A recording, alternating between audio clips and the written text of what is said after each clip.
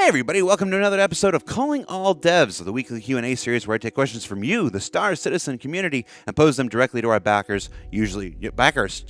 developers, usually on Skype. One take Huckabee. All right. On the show this week, we are going straight to Director of Star Citizen Live, TODD PAPY, in our Foundry 42 office. I got a couple questions for him I think he'll be perfect for. Todd, how you doing, man? Hey, Jared. Welcome back to Calling All Devs. Thank you. All right, I got some questions for you.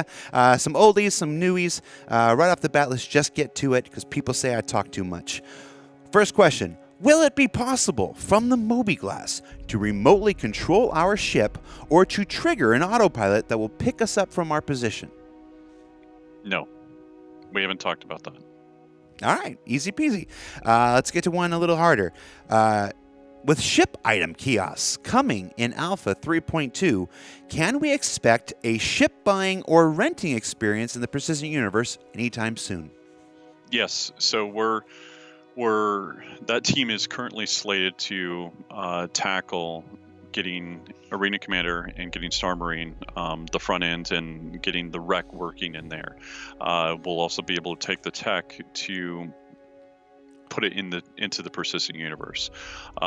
So one of the goals is to get a shop in Hurston working. So for Arena Commander and Star Marine, that will be using the rec. For Hurston, that will be using AUEC.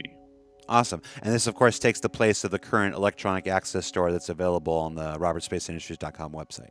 Correct. Yeah, it's to ease that user experience and get as much stuff in game as possible.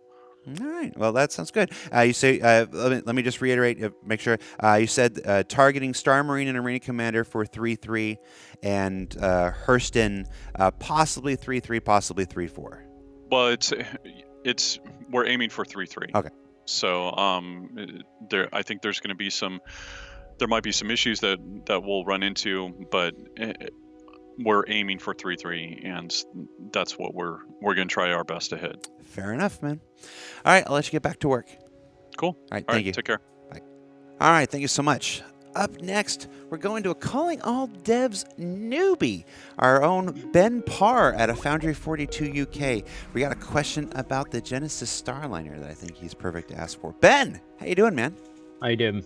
I'm doing well, thank you. Welcome to Calling All Devs, man. First time. Thank you. First time. Now you're not a person that's usually on camera. Just real quick, 10-cent version. What do you do for Star Citizen? I am a associate producer. I currently oversee the VFX team, the concept art teams, the props team. I dabble in ships, and I mostly deal with ship concepts. Awesome. So we've got a question about the Genesis Starliner that was voted up. Recently, we revealed the Hercules Starlifter from Crusader Industries. I think that's probably built a lot of interest in Crusader Industries, and the only other ship we've ever revealed, the Genesis Starliner, way back in 2015. Because I was surprised to see this question voted up, but it was. So the question was just simply, what's the deal with the Genesis Starliner? What's the deal? What's the deal? Well. You know, we try and match ships' priorities with the needs of each release. And while there's a schedule in place right now, when we plan out future releases, those priorities may change. The roadmap is on the website. It's not listed there right now, so don't expect it in the next year or so. But I can't give you an actual release on that ship, unfortunately. Right. You know, in the years past, we developed ships as we had resources for them. As we, when you have the right mix of artists in the ship, it's like, okay, put them on there.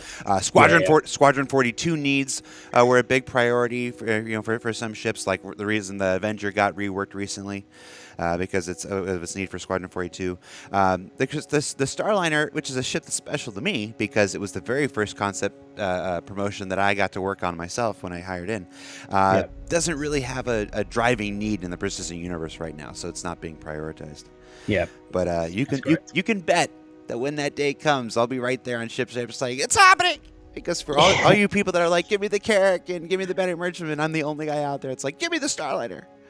So, I'm sure you'll be over the moon when it's finally announced for its release as well. oh, that's all I'm going to do in game. People are always like, Disco, what are you going to do in game? I'm just going to fly around picking people up. I'm just like, when you get into a Starliner, you got a 50-50 chance that it's going to be Disco piloting it because there's only like a small handful of them in the universe. All right, Ben, I will let you get back to work. Thank you so much, dude. Thank you very much, Jared. All right, see you next time. Bye-bye. All right, and up next, we go to Austin, Texas, and our very own Calling All Devs All-Star, Mr. Rob Reininger. We've got a question about insurance. Rob, how you doing, man? Yes, sir. I'm doing pretty good. How you doing, Jared? And, it's another day in paradise. It's my stock answer. I have no other answer to that. Yeah. All right, so insurance. If there's one topic that has pervaded Star Citizen as a project since the very beginning, it's questions about insurance. We've got one for you here. It says, how is insurance time going to be calculated? Is it actual hours played, or is it like a 24-hour clock that starts every time that you log in, like the rec times have been, or is it 1 year? Was 1 year 365 days in real time? What's our thinking about how this is going to work? Insurance times, as far as I understand it, are going to be based on real world, months, days, weeks. We have other things, like rent a habitation unit for a week, a month, a year, and discounts for those various, amount of time. So insurance is going to be very similar. Much like we're trying to implement loading times for cargo and refueling times. Like these are going to be things that are something like, it'd be weird to see a timer going down super fast just because the game time is actually sped up to help allow people to see different day and night cycles. So it's all timers, as far as I understand, are going to be real time. Yeah. So that it's easily understandable, it's consistent across the game, and players, if they go on vacation for a week, won't get kind of screwed out of some of their time just because they're happen to be out of town. So. Yeah, this is one of those questions. One of the common challenges of picking these questions for Calling All Devs is not just that you guys have to submit them, not just that you guys have to vote them, but there has to be an answer available, a satisfactory answer available. A lot of times these questions tend to deal with subjects that are still quite a ways out in development. See our recent discussion the last 2 weeks on the agent smithing or whatnot. This is one of those such questions. This is not a system that we plan to implement anytime in the near future. We're not going to start the clock on these. So if you have a ship with 6 months or 12 months or 3 years insurance, that clock's we don't anticipate that clock starting anytime soon. No, and certainly while we're still doing server wipes, for our own testing purposes, like it would never start during that time phase. So it'll be sometime after that. When it is going to be up to directors to kind of figure out when they want that timing to be. But it'll be in the future quite a bit, I think. You could absolutely. We can't tell you anything about when time. Like I said, it hasn't been decided, but you can rest assured that when that decision has been made from the director levels and whatnot, that we'll let you know. We'll give you plenty of heads up, like, hey, the clocks are going to start, this at this time or whatever. So we got a ways to go at that. We just had an answer for this one, so I figure we'll go ahead and bump this question up and let you guys know so we can put that thing to bed. Yeah, our thinking is get all the game timers in, make them work cohesively together, and then we worry about the details of flipping stuff live. Yep. All right, Rob, that's it. That's what I needed. Thank you so much, dude. All right. Yeah, cheers, man. All right, no worries, dude. Take care. Bye. Well, that does it for this week's Calling All Devs. Remember, you can submit your questions for consideration each and every week up in the thread, up on Spectrum, and don't forget to vote. That's the two-pronged plan. You submit your questions, you vote your questions. I do my best to find a developer that's got the time, that's got the answer, and we come together in a show every single week. So for Calling All Devs, I'm Content Manager for Global Video Production, Jared Huckabee. We'll see you next week, everybody.